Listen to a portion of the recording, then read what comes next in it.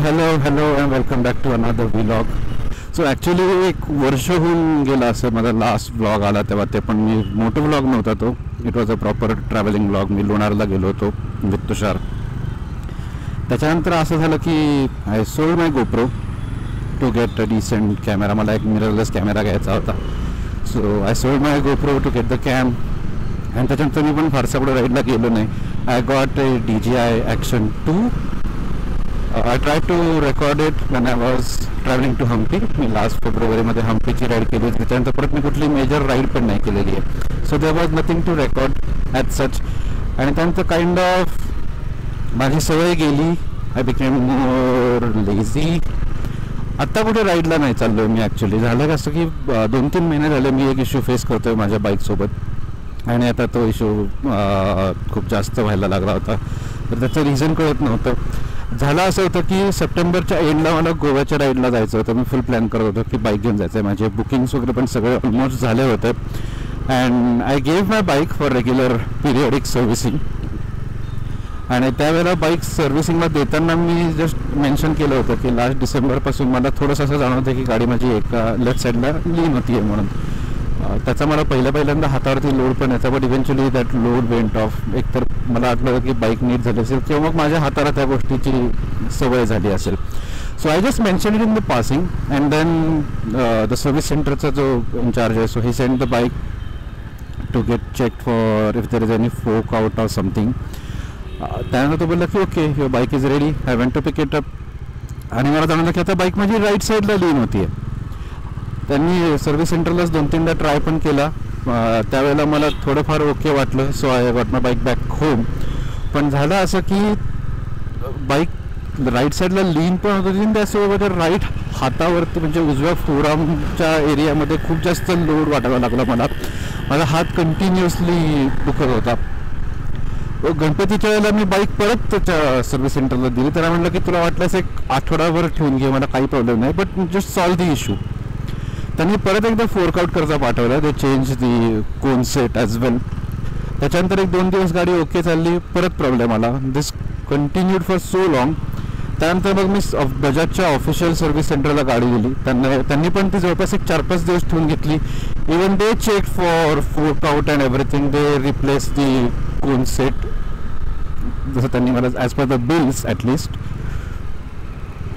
बजाजवाल्यांनी मला रिप्लेस केलेला कोनसेट पण दाखवला. सो असं ते change the cone set and everything. पण त्याच्यानंतर पण इश्यू सेम होता. मी आत्ता पण जर का हात सोडले ना गाडी अशी रपकन बघा एका साईडला लीन होती राईट. तो सेम इश्यू होता. त्याच्यानंतर मग मला ते खूप चालवायला असं अनइझी वगैरे वाटायला लागलं होतं एका पॉईंट नंतर. सो मला माझ्या घराजवळच एक सर्व्हिस सेंटर दिसलं. मी त्या काकांना बोललो, म्हटलं काका मला असा असा प्रॉब्लेम येतोय, काय करायचं. म्हटलं गाडी घेऊन या आपण चेक करूया. फोरकट त्याचा व्यवस्थित निघाला नाही आहे म्हणून मी गाडी घेऊन गेलो. त्यांनी चालवलं. ते म्हटले की आउट आहे. ह्या सगळ्याच्या ह्याच्यामध्ये सर मेन्शन करायचं राहिलं ज्या पॉईंटला सेकंड टाईम नंतर मी पहिल्या सर्व्हिस सेंटरवरून गाडी आणली. मी गाडीचा हँडल बार पण चेंज केला फॉर गुड मेजर्स की may be handle bar out असेल तर आय डोंट नो. त्यामुळे मी हँडल बार पण चेंज केला.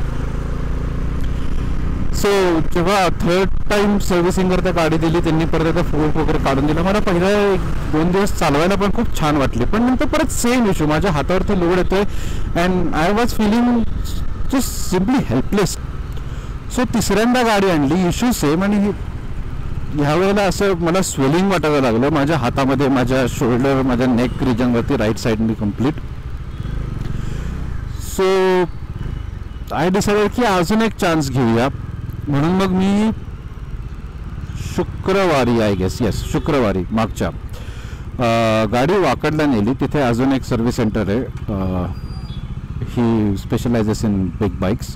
त्याच्याकडे घेऊन गेलो तर तो म्हणला एक काम कर, पहिल्यांदा चेसी आउट चेक करून घे. आणि सेकंड थिंग इज टायर, जो रिअर टायर होता त्याच्यावरती मागच्या बाजूला, माझ्याकडे आता व्हिडिओवरती नाही येते, मागच्या बाजूला ना असं टायरच्या मधोमध एक डोक्याला कसं टेंगूड येतं ना तशा टाईपचा एक उंचवटा तयार झाला होता काइंड ऑफ. आणि it was through out the circumference of the tyre एका साईडने. त्यामुळे तो म्हणला मे बी होते ह्याचा पण इश्यू असू शकतो, तो पण चेक करून घे. आत्तापर्यंत एवढे पैसे असे पण आपले गेलेलेच आहेत.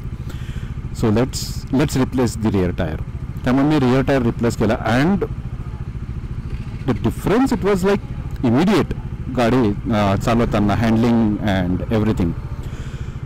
सो मला असं वाटतं की issue finally I am getting up to a state of resolution की बाबा ठीक आहे, इश्यू मे बी आता सॉल्व्ह झाला, पण तरी पण डोक्यामध्ये एक किडा राहायला नको म्हणून मी आत्ता चाललो आहे खडकी रेल्वे स्टेशनला. तिथं मागं चेसीचा आउट काढणारा एक मेकॅनिक आहे. So I will just get to check की ॲक्च्युअल चेसी आउट आहे का. सी गाडी अशी एका साईडला चालली.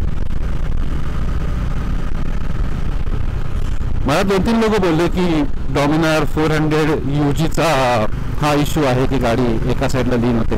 बट द फॅक्ट इज की हां, आता गाडी एका साईडला लीन होती आहे, पण मला त्याचा आता हाताला आधी जेवढा लोड जाणवायचा ना कम्पॅरेटिव्हली तेवढा जाणवत नाही आहे जेव्हापासून मी टायर चेंज केलं तेव्हापासून.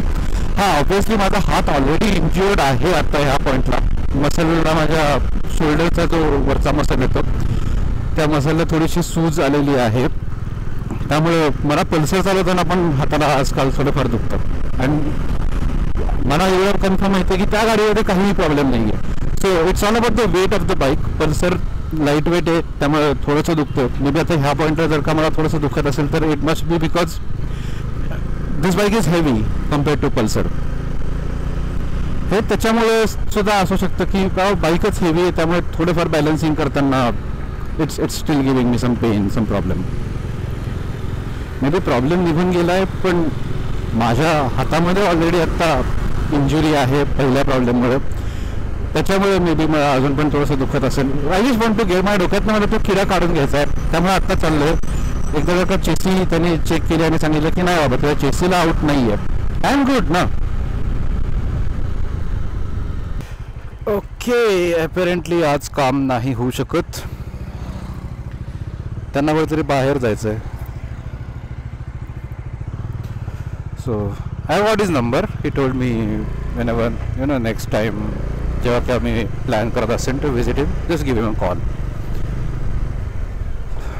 बघूया आता. हां, उद्या परवा गुरुवारी I have to go to office. शुक्रवारी it's not possible for them. Mostly आता शनिवारी सकाळी लवकर मला यावं लागेल.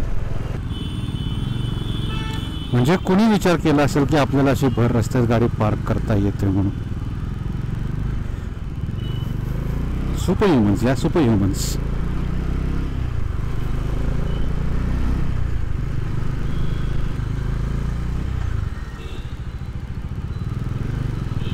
Why does no one wear a helmet? Let's look at this. There were 10-11 bikes and out of those 1 or 2 of them were wearing a helmet. Problem काय लोकांना helmet घालण्यापासून.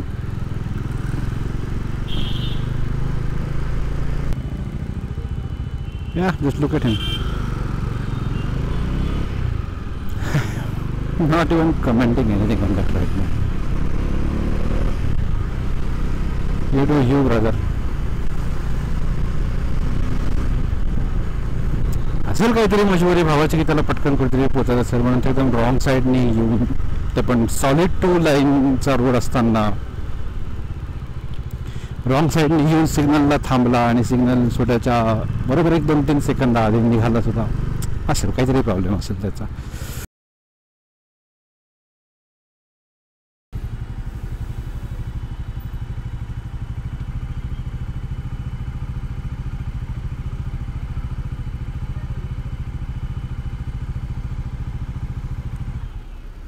I can wait.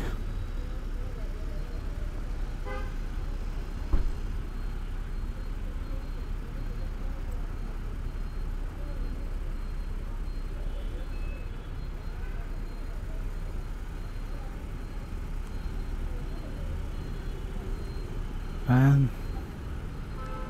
the skill these truck drivers possess, it's on another level.